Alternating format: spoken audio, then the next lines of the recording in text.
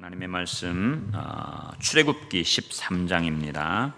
출애굽기 13장 1절에서 10절 말씀. 1절에서 10절 말씀.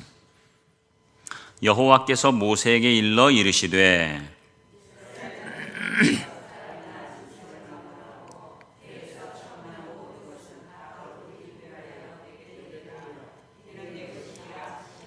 모세가 백성에게 이르되 너희는 애굽 곧 종되었던 집에서 나온 그 날을 기념하여 유교병을 먹지 말라. 여호와께서 그 손의 권능으로 너희를 그곳에서 인도해 내셨음이니라.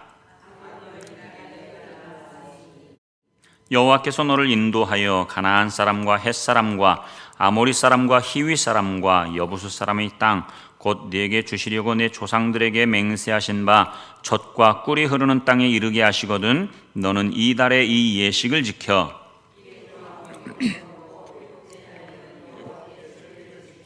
이래 동안에는 무교병을 먹고 유교병을 네게 보이지 아니하게 하며 내 땅에서 누룩을 네게 보이지 아니하게 하라.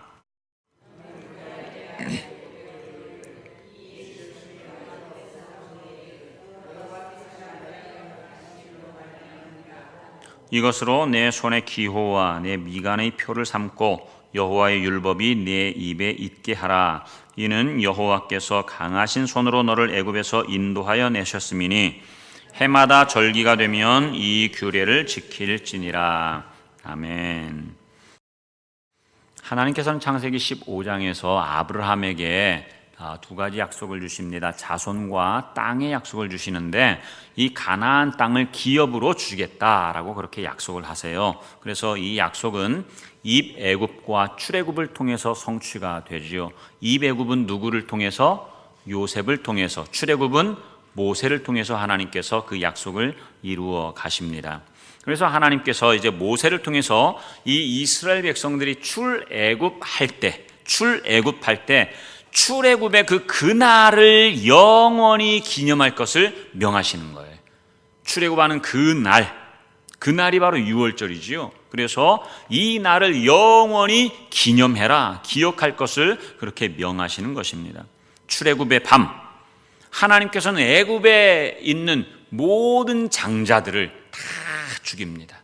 처음 난 것들을 다 죽이는 거예요.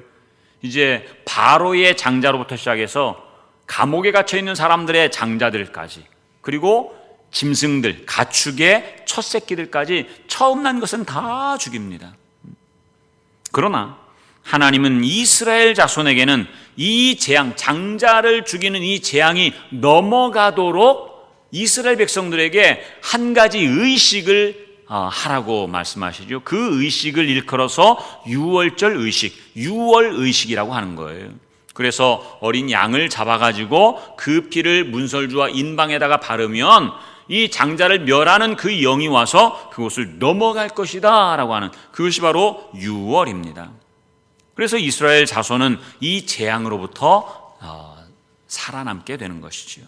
그런데 하나님은요, 죽음에서 살아남은 이 이스라엘 백성들 중에 처음 난 것은 누구의 것이라고 해요? 다 하나님의 것, 나의 것이라고 하는 거예요. 2절에 보니까 이스라엘 자손 중에서 사람이나 짐승을 막론하고 태에서 처음 난 모든 것은 다 거룩히 구별하여 내게 돌리라. 이는 내 것이니라.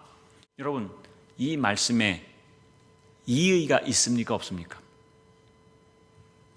아니, 하나님이 임의대로 애굽에 있는 장자들 다 죽여놓고 이스라엘 백성의 장자는 내 것이라니, 그런 이기적인 하나님이 어디 있어요? 우리 인간적으로 생각해 보면 그렇게 생각이 들 수도 있어요. 그러나 여러분, 장자는 다 죽어야 돼요. 그 애굽 땅에 있는 장자는.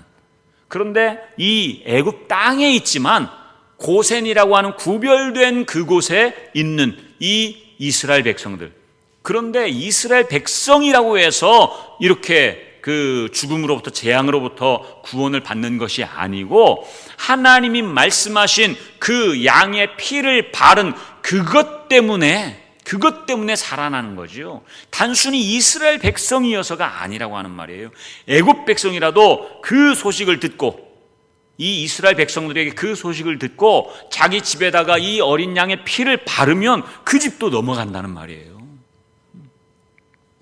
그러니까 다른 게 아니에요. 누구나 다 죽어야 되지만 그럼에도 불구하고 하나님께서 이 유월 의식을 행한 그 집은 넘어가심으로 말미암아 그 장자들이 죽지 않고 살아나게 된 것이지요. 그래서 하나님께서 이제 처음 난 자, 장자는 다 내 것이라고 말씀하시는 거예요. 내 것이라고.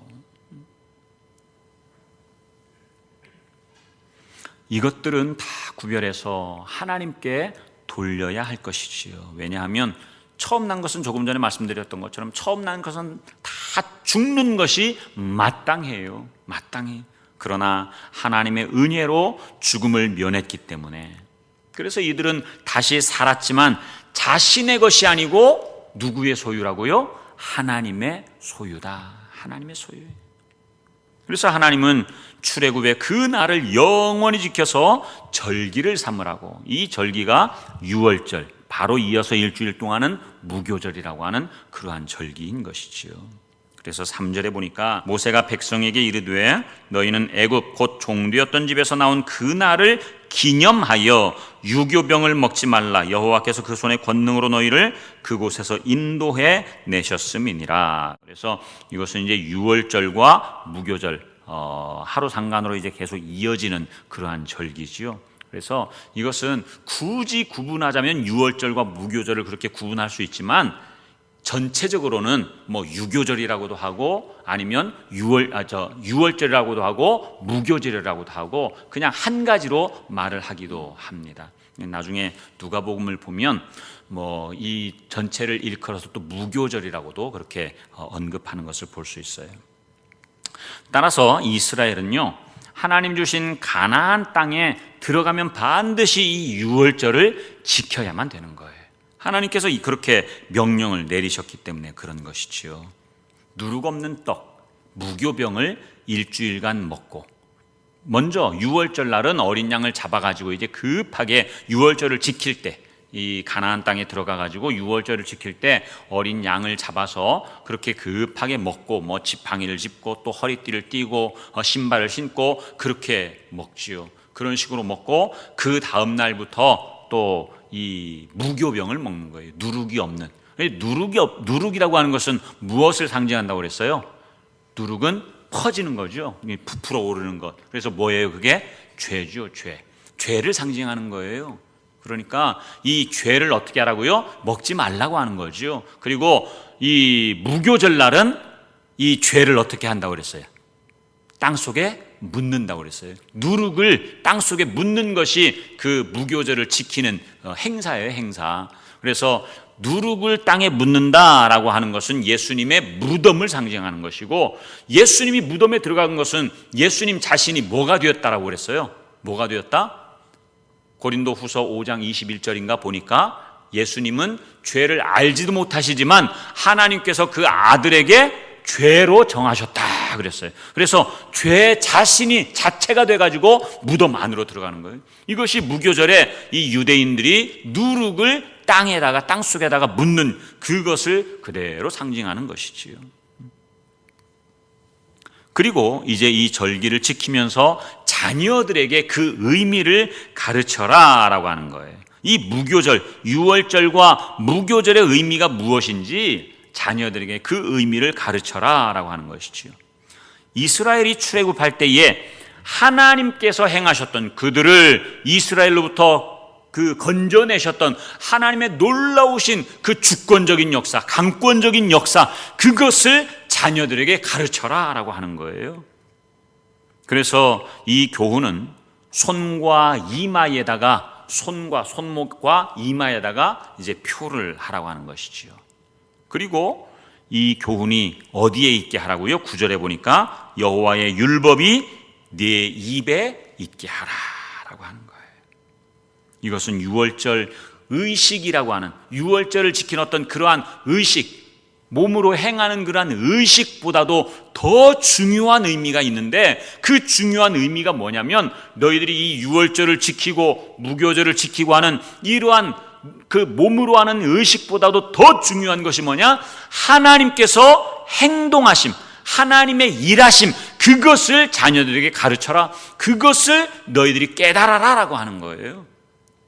그래서 여러분, 본질을 잃어버린 어떤 의식, 행위적인 의식, 그것만 남아있으면 그것은 아무런 의미가 없는 거예요. 효력을 상실한 것이지요. 아무리 멋들어지게 몸으로, 그렇게 행동으로, 행위로 그것을 지킨다 할지라도 그 본질이 사라져버리면 안 되는 거예요. 그 의미가 사라지면 안 된다라고 하는 것이지요. 그런데 중요한 것은 이스라엘 백성들은요, 나중에 살펴보겠지만 이 의식조차도 다 잊어버려요. 의식조차도 다 잊어버리니까 어떻게 해요? 그 의미는 어디로 갔는지 찾아낼 수도 없는 것이지요. 이스라엘 백성들은요, 이제 가나안 땅에 출애굽해가지고 40년 후에 가나안 땅에 입성을 하게 됩니다. 여호수아와 함께 가나안 땅에 들어가는데, 우리 오늘 성경을 좀 여러 군데 찾으려고 하는데요, 여호수아 5장을 한번 보십시다. 여호수아 5장 10절 말씀.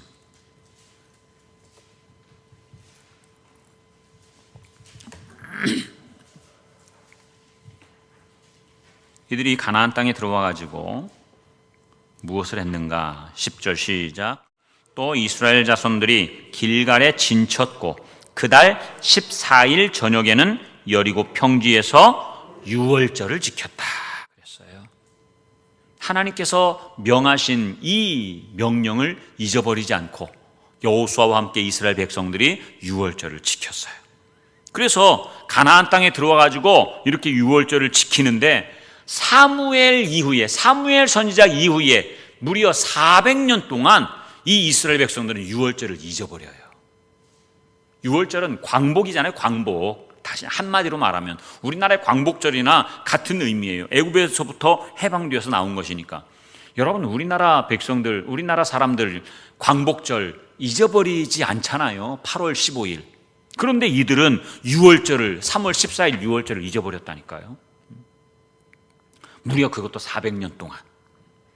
그래서 사무엘 이후에 400년간 유월절을 지키지 않았고, 그 후에 히스기야 왕 시대에 유월절을 지키고, 히스기야 왕 이후에 80년이 지난 이후에 요시야 왕 때에 이 유월절을 아주 성대하게 그 국가적인 단위로 대대적으로 유월절을 지키게 돼요. 하나님께서 이것을 얼마나 기뻐하시는지 모르지요. 우리 역대하 35장 한번 보겠습니다. 역대하 35장을 보면 그 말씀이 나와요. 역대하 35장 18절 19절.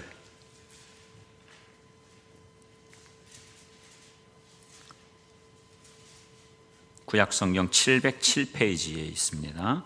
역대하 35장 18절 19절 시작.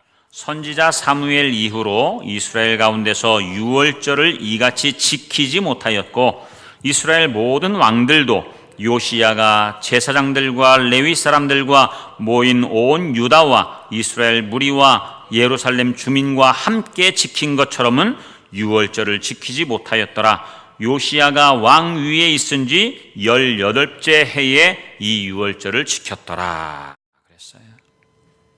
요시야 왕은 이제 전 국가적으로 이 유월절을 지킵니다. 그런데 안타깝게도 요시야 왕 이후에는 또 이 유월절을 잊어버려요. 그래서 이 남유다 왕국의 마지막 왕이 시드기야인데, 이 시드기야를 마지막으로 해가지고 이제 바벨론의 포로로 끌려가지요. 포로로 끌려가니까 이 바벨론에 끌려간 거기에서는 유월절을 또 지킬 수가 없지요. 그래가지고 유월절을 계속해서 못 지키고, 거기에서 포로에서 70년 만에 풀려 나와가지고 에스라 선지자, 에스라 제사장 그 시대에 다시 이 유월절을 지키게 됩니다. 우리 에스라 바로 뒤에 보면 역대하 뒤에 에스라 6장을 한번 가서 볼까요? 에스라 6장 19절부터 마지막 22절까지예요. 에스라 6장 19절에서 22절 제가 읽을게요. 사로잡혔던 자의 자손이 첫째 달 14일에 무엇을 지켜요? 유월절을 지켜요. 이제 예루살렘으로 다시 돌아와 가지고 그렇게 유월절을 지키는 겁니다. 제사장들과 레위 사람들이 일제히 몸을 정결하게 하여 다 정결함에 사로잡혔던 자들이 모든 자손과 자기 형제 제사장들과 자기를 위하여 유월절 양을 잡으니 사로잡혔다가 돌아온 이스라엘 자손과 자기 땅에 사는 이방 사람의 더러운 것으로부터 스스로를 구별한 모든 이스라엘 사람들에게 속하여 이스라엘의 하나님 여호와를 찾는 자들이 다 먹고 즐거움으로 이레 동안 무교절을 지켰으니 이는 여호와께서 그들을 즐겁게 하시고 또 아수르 왕의 마음을 그들에게로 돌려 이스라엘의 하나님이신 하나님의 성전 건축하는 손을 힘있게 하도록 하셨음이었더라 그랬어요. 그래서 바벨론의 포로로 끌려가서 70년 동안 지키지 못하다가 다시 예루살렘으로 회복하고 돌아와서 거기에서 이 유월절을 지키게 되는 것이지요. 여러분, 이스라엘이 구약시대에 이스라엘이 지켰던 이스라엘의 유월절, 이스라엘의 유월절, 지난번에도 계속해서 수요일날 말씀을 드리지만 그것은 모형과 그림자예요. 그게 완전한 게 아니라고 하는 말이에요. 그것을 누가 완성해요? 예수 그리스도가 완성하는 것이죠. 그래서 이스라엘의 유월절은 예수님이 오셔서 새롭게 제정을 하세요. 새롭게. 그러면서 그 유월절을 예수 그리스도의 유월절, 예수님의 유월절이라고 이제 명명을 하게 되는 것이죠. 그래서 예수님의 유월절로 완성이 되는 것입니다. 예수님은 십자가에서 죽기 전날 밤에 제자들과 이 유월절을 지키시는 거예요. 자, 누가복음 22장 가서 한번 볼까요? 신약 성경으로 가서 보면 누가복음 22장 7절, 8절 말씀. 시작. 유월절 양을 잡을 무교절 날이 이른지라 예수께서 베드로와 요한을 보내시며 이르시되 가서 우리를 위하여 유월절을 준비하여 우리로 먹게 하라. 아까 제가 뭐 유월절, 무교절 굳이 나눈다고 하면 이 절기를 나눌 수 있지만 이제 신약 시대에 와가지고는요, 뭐 유월절, 무교절 그렇게 나누지 않아요. 그래서 7절에 보니까 유월절 양을 잡을 절기는 사실은 뭐예요? 유월절이죠, 유월절. 그런데 여기에 보니까 무슨 날이라고 그래요? 무교절 날이 이른지라 그랬어요. 그래서 이제는 유월절과 무교절을 굳이 구분하지 않고 그냥 뭉뚱거리로 그렇게 이제 생각하는 거지요. 그래서 예수님께서는 이 베드로와 요한을 보내가지고 유월절을 먹을 수 있도록 준비하라고 그렇게 말씀하십니다. 예수님은 십자가 고난을 받기 전에 제자들과 함께 이 유월절 먹기를 원하시는 거예요. 15절에 가서 보니까 이르시되 내가 고난을 받기 전에 너희와 함께 이 유월절 먹기를 원하고 원하였노라 그랬어요. 이것은 주님이 뭐 아무런 의미 없이 이것을 원하는 게 아니에요. 이 유월절 음식을 먹는 것, 그것이 바로 구약시대에 하나님께서 이스라엘 백성들에게 말씀하셨던 이 유월절을 완성하는 것이기 때문에 그래요. 그래서 그림자가 있다고 하는 것은 분명히 실체가 있다고 하는 것을 이야기하기 때문에 실체가 오실 때에 그 그림자는 사라지고 마는 거예요. 그래서 이제는 이 유월절이 16절에 보니까 예수님이 뭐라고 말씀하세요? 15절에서는 내가 이 유월절 먹기를 원했는데 이제는 너희에게 이르는데 이 유월절이 하나님의 나라에서 이루기까지 다시 먹지 않겠다라고 말씀하시는 거예요. 여기서 말하는 이 유월절은 뭐냐면 구약의 유월절, 모형과 그림자로 있는 이스라엘의 유월절을 말하는 거예요. 이스라엘의 유월절. 그래서 이것이 언제 완성되는가? 이제는 다시 오실 예수님께서 그 하나님의 나라에서 어린 양의 혼인잔치를 그렇게 베푸실 때, 그러니까 요한계시록 19장에 나오거든요. 그 어린 양의 혼인잔치가 이루어지는 그 잔치 자리에서 이제는 이 유월절이 완전하게 완성되는 것이지요. 예수님께서 제정하신 이 유월절 음식으로 무엇과 무엇을 먹죠? 우리 성찬식 할 때 뭘 먹어요? 떡과 포도주. 우리는 빵을 먹으면서도 떡이라고 그래요. 이건 이제 우리 한국적인 그러한 사고로 떡이라고 하는데 사실은 빵이에요, 빵. 예수님께서도 빵을 들고 하셨거든요. 우리도 빵으로 하잖아요. 떡으로 안 하고. 뭐 떡으로 하려면 진짜 떡을 만들어 가지고 하면 되는데 어떤 교회들은 뭐 떡을 주기도 하더라고요. 그런데 여러분, 뭐 떡이든 빵이든 그게 중요한 게 아니고, 여기에서 유월절 음식인 빵과 포도주는 이 이스라엘 백성들이, 당시의 유대인들이, 예수님 당시에 유대인들이 아주 그냥 흔하게 먹을 수 있는 아주 값싼 음식이었어요. 포도주는 이 이스라엘 백성들, 유대인들의 가장 일반적인 음료수거든요. 그리고 빵이라고 하는 건, 이 빵은 무교병을 말해요. 그냥 우리 가게에 가가지고 사 먹는 그런 빵이 아니고 맛없는, 누룩 넣지 않은 그냥 무교병, 그것을 말하는 건데, 예수님께서는 이 빵, 정말로 흔하디 흔하고 하찮은 이 빵을 가리켜서 내 몸이라고 말씀하시는 거예요. 19절 말씀 한번 보세요. 누가복음 22장 19절.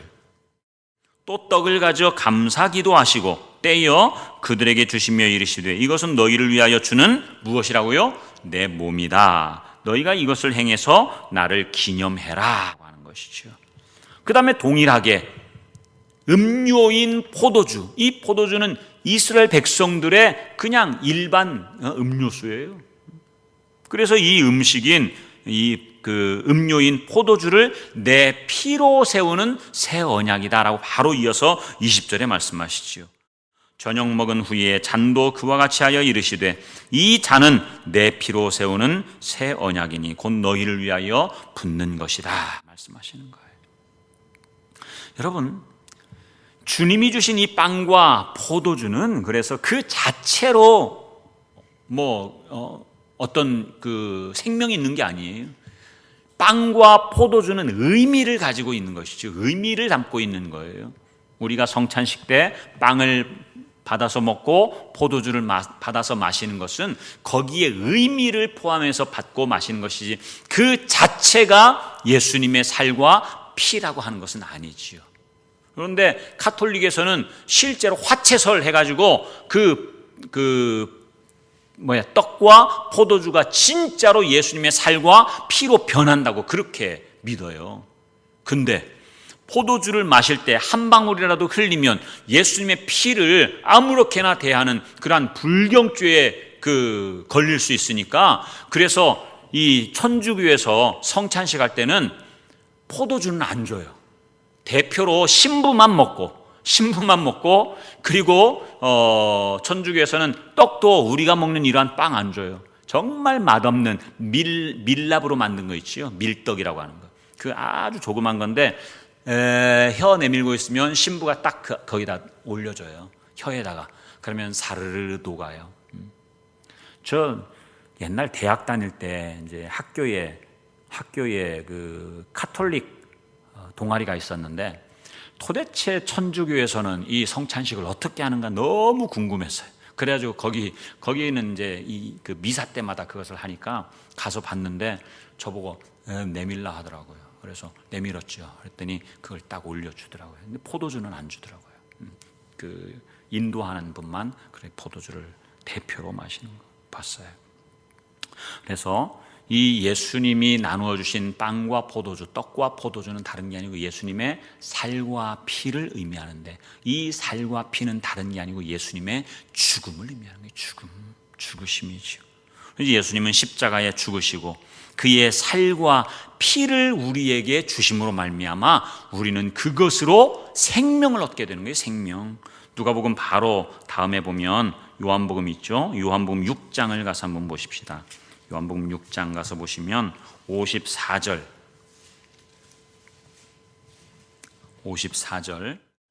내 살을 먹고 내 피를 마시는 자는 무엇을 얻어요? 영생을 가졌고 그랬어요. 그래서 주님의 살을 먹고 주님의 피를 마시는 자. 그런데 이 살을 먹고 피를 마시는 게 무엇인가 하면 47절에 보니까 믿는 것이라고 그랬어요. 믿는 것, 믿는 자. 진실로 진실로 너희에게 이르노니 믿는 자는 무엇을 가졌다고요? 영생을 가졌고. 그래서 믿는 자가 영생을 가지고 54절에서는 주님의 살과 피를 먹고 마시는 자가 영생을 가지고, 그러니까 믿는 것이 뭐라는 말이에요? 믿는 것이 곧 주님의 살과 피를 먹고 마시는 것, 그것이 믿는 거라는 말이에요. 그런데 주님의 살과 피를 먹는 것이 무엇인가? 56절에 보면 내 살을 먹고 내 피를 마시는 자는 내 안에 거하고 나도 그의 안에 거한다 그랬어요. 그래서 주님의 살과 피를 먹고 마신 것은 진짜로 주님의 살과 피를 먹고 마시는 그것을 말하는 게 아니고, 여기에서 무엇을 의미하는 거예요? 살과 피라고 하는 것은 주님의 말씀이에요. 주님의 말씀. 51절 한번 보세요. 51절. 나는 하늘에서 내려온 살아있는 떡이니 사람이 이 떡을 먹으면 영생하리라. 내가 줄 떡은 곧 세상의 생명을 위한 내 살이니라 그랬어요. 여기에서 주님이 주시는 이 살을 먹을 때에 생명을 얻는다고 그랬는데, 그러면 이 살이 무엇인가? 우리 잘 아는 말씀 63절. 살리는 것은 영이니 육은 무익하니라 할 때 이 육이 뭐라고 그랬어요? 이 육이 말씀이라고 그랬어요. 말씀. 세상의 것, 세상에 속한 것, 그걸 말하는 게 아니고, 이 육은 앞에 있는 51절에 나오는 내 살, 또 63절에서 육, 번역은 살과 육으로 다르게 번역을 했지만 헬라어 사르크스라고 하는 단어는 똑같아요. 그러니까 살로 번역했으면 똑같이 살로 번역하든지 육으로 번역하려면 똑같이 육으로 번역해야 되는데, 여기는 살로 하고 여기는 육으로 하고, 그러니까 헷갈리는 거예요. 그래서 위에 51절은 내 살이니라 라고 하니까 많은 사람들이 이것은 주님의 말씀인 줄 알아. 그런데 육이라고 하니까 보통 우리는 육신적인 것 하면 세상적인 걸 이야기하잖아요. 그러니까 오해하는 거예요.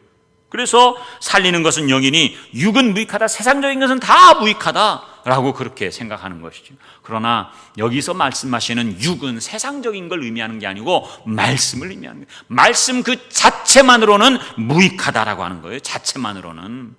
그럼 진짜 살리는 것은 뭐냐? 내가 너희에게 이른 말은 영이요 생명이다. 영을 통해서, 성령을 통해서 이 말씀이 생명으로 나간다라고 하는 것이죠.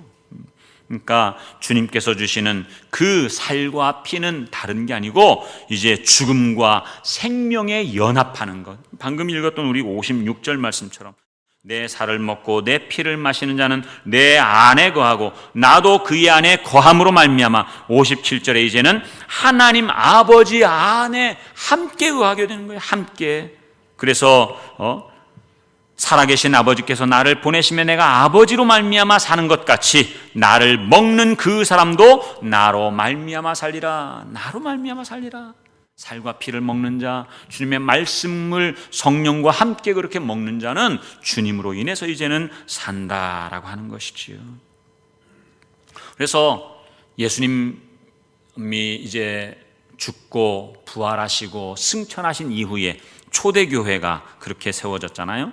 이 초대교회는 예수님의 유월절을 어떻게 했는가? 매일, 그들은 매일 모였다고 그랬어요. 매일 성전에 모이든지 아니면 가정집에 모이든지 그렇게 매일 모여가지고 예배를 드리는 그 안에 이 성찬식이 항상 들어가 있어요.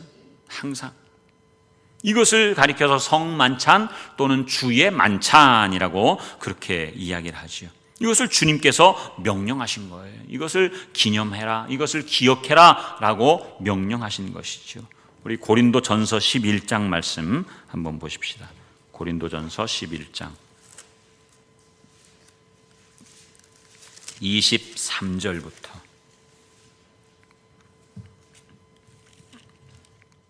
내가 너희에게 전한 것은 주께 받은 것이니, 이제 사도 바울이 그렇게 이야기를 하는데, 곧 주 예수께서 잡히시던 밤에 떡을 가지사 축사하시고 떼어 이르시되 이것은 너희를 위하는 내 몸이니 이것을 행하여 나를 기념하라 하시고, 다음에 식후에 또한 그와 같이 잔을 가지시고 이르시되 이 잔은 내 피로 세운 새 언약이니 이것을 행하여 마실 때마다 나를 기념하라 하셨으니, 너희가 이 떡을 먹으며 이 잔을 마실 때마다 무엇을 전하는 거라고요? 주의 죽으심을. 언제까지? 그가 오실 때까지, 다시 오실 때까지 전하는 것이란 말이에요. 주님의 죽으심을 전하는 거예요. 이 죽으심을 전하는 것, 이 성찬식은 주님의 죽으심을 전할 때에 결국은 그 안에 생명이 있는 것이죠. 생명.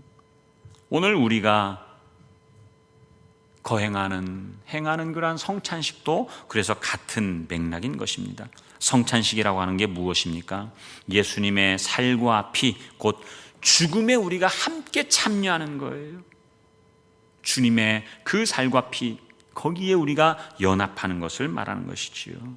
그래서 예수님이 죽으실 때는 모든 사람도, 여기서 모든 사람은 그냥 아무나 다가 아니고 하나님께서 아들에게 주신 그러한 자들이지요. 그 모든 사람들도 예수님이 죽으실 때 함께 죽은 거예요. 함께 죽은 것. 고린도 후서 5장을 한번 보세요. 고린도 후서 5장 14절 말씀.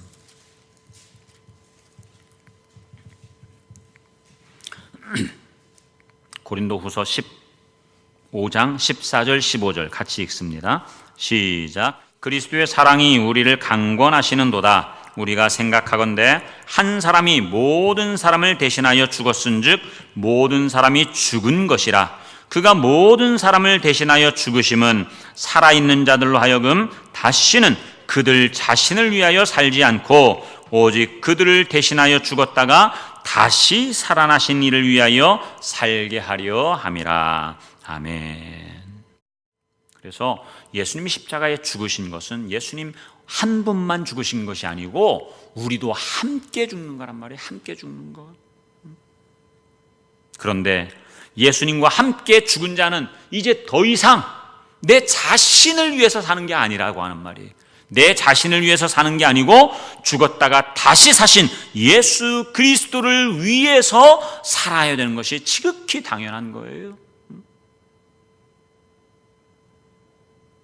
주님의 생명은 그 주님의 생명을 우리에게 주었기 때문에 이제 더 이상 이 생명이 내 것이 아니라고 하는 거예요. 그래서 나를 위해서 사는 것이 아니고 아들의 그 생명을 값으로 주고 우리를 사셨잖아요. 하나님께서. 그래서 하나님이 우리를 사신 그 생명이 되는 거예요. 그 생명.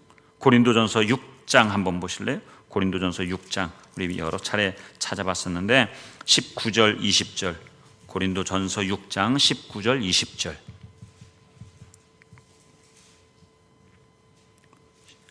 시작. 너희 몸은 너희가 하나님께로부터 받은 바 너희 가운데 계신 성령의 전인 줄을 알지 못하느냐. 너희는 너희 자신의 것이 아니라 값으로 산 것이 되었으니 그런즉 너희 몸으로 하나님께 영광을 돌리라. 우리가 성령이 거하시는 전인데 이 성전은 왜 성전이냐?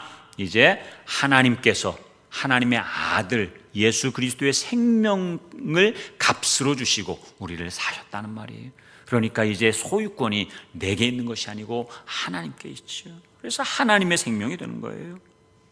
이것은 오늘 우리가 읽었던 이 본문 2절을 한번 보시면 아까 제가 여러분들에게 물어봤지요. 애굽의 모든 장자들을 다 죽이셨는데 이스라엘 장자들은 살아났단 말이에요. 그래서 이 이스라엘 장자들을 향해서 하나님이 뭐라고 말씀하세요? 너희는 내 것이다 말씀하시는 거예요. 왜? 하나님께서 애굽의 장자들은 죽였는데 이스라엘의 장자들은 살렸단 말이죠. 그 어린 양의 피값으로. 그러니까 피값으로 사신 거예요. 그래서 너희는 내 거야 라고 하니까 어느 누구도 그것에 대해서 항변할 수 없는 거예요. 그런데 오늘날 우리들도 동일해요. 예수 그리스도의 피값으로 우리를 사셨는데 그러면 우리는 하나님의 것이고 우리가 하나님의 소유임에도 불구하고 우리는 여전히 내 것인 양, 내 생명이 내 것인 양, 이 몸이 내 것인 양 내 마음대로 살아가려고 하는 것이지요. 내 마음대로. 그러나 나를 위하여 사는 것이 아니고 주님을 위하여 살아야 된다고 하는 말이에요. 그래서 아까 우리가 불렀던 이 찬송, 이제 내가 살아도 주 위에 살고 내가 죽어도 주를 위해 죽습니다. 로마서 14장 8절 말씀이에요. 로마서 14장 8절에 보니까 우리가 살아도 주를 위하여 살고 죽어도 주를 위하여 죽나니 그러므로 사나 죽으나 우리가 주의 것이로다 라고 했어요. 여러분 정말 우리는 이제 주님을 위해서 살아야 돼요. 나에게 생명 주신 것, 나를 위하여 살라고 주신 게 아니란 말이에요. 우리에게 영생을 주신 것, 이 영생은 주님의 생명을 우리에게 주셨다라고 하는 말이잖아요. 생명이 바뀌어져 버린 거, 우리 안에 있는 이 생명이 바뀌어지고 소속이 바뀌어지고 주소가 바뀌어지고 우리가 살아가는 삶의 터전이 바뀌어졌다라고 하는 이것은 이제 소유가 바뀌어졌기 때문에 우리 아버지가, 내가 섬기는 그 아버지가 바뀌어져 버렸잖아요. 옛날에는 아담의 생명으로 정말로 사탄이 즐겨하고 기뻐하는 것, 그것들을 행했다고 한다면 이제는 그것들을 내려놓고 나를 위해서 사는 것이 아니고 주님을 위해서 살아야 되는 그러한 존재이기 때문에, 그래서 날마다 그 나라를 살아가는 것이죠. 우리는 날마다 주의 것이 되어서, 주의 소유가 되어서 주님을 위해서 살기 위해 예수 그리스도의 유월절을 지키는 것입니다. 이것은 오늘 본문에서 하나님의 명령인 유월절 음식과 함께 여호와의 율법, 그 주의 말씀이 네 입에 있도록 하라라고 말씀하시는 그 9절 말씀처럼 오늘 말씀의 제목이지요. 이 말씀이 내 입에 있게 하라라고 하는 것, 이게 바로 유월절의 진정한 의미라고 하는 거예요. 이스라엘 백성들이 왜 유월절을 지키는가, 그 의미도 온전히 알지 못하고 그러니까 까먹어 버리는 거예요. 예수님은 유대인들의 가장 흔한 음식인 이 빵과 포도주로 유월절을 지켜서 주님의 죽으심을 기념하라고 그렇게 명하십니다. 빵과 포도주는 아까도 이야기했지만 주님의 살과 피고, 이것은 주님의 말씀이고 피는 주님의 보혈이지요. 따라서 우리는 날마다 주의 말씀을 양식 삼아서 무엇을 행하느냐? 성찬식을 행하는 거예요. 성찬식이 꼭 빵과 포도주, 그 눈에 보이는 거 그거 갖다가 하는 것이 성찬식이 아니고, 진짜 성찬식은 진짜 주님이 원하시는 그 의미를 담은 성찬식은 뭐냐? 우리가 이 주의 말씀이 양식이잖아요. 주님이 주시는 진짜 양식이에요. 그 양식으로, 그 음식으로 날마다 성찬식을 합니다. 성찬식이 뭐예요? 음식이잖아. 제가 우리 요리 대회 할 때 주일 오후에 그런 말씀을 드렸죠. 제가 한 달 넘게 다른 사람들하고 같이 식사를 안 하다 보니까, 밥을 먹는 게 그냥 음식 먹는 게 아니구나, 관계를 먹는 거구나 라고 말씀을 드린 적이 있잖아요. 식사는 그냥 배고파서 그냥 꾸역꾸역 집어넣는 거, 그게 아니고 관계를 먹는 거예요. 관계를 먹는 거. 그러면 이 성찬식은 다른 게 아니고 주님과 내가 뭐 하는 거예요? 교제하는 거란 말이에요. 교제하는 거. 1년에 몇 차례 그렇게 빵과 포도주를 가지고 성찬식 하는 것도 중요한 의미를 가지고 있지만, 그것보다 더 중요한 것은 매일 주님과 이 상에서 교제하는 거예요. 진짜 양식 가지고, 진짜 양식. 이것이 예수님의 유월절, 이것을 통해서 하나님이 행하시는 그 구원의 은혜를 우리가 경험하는 것이지요.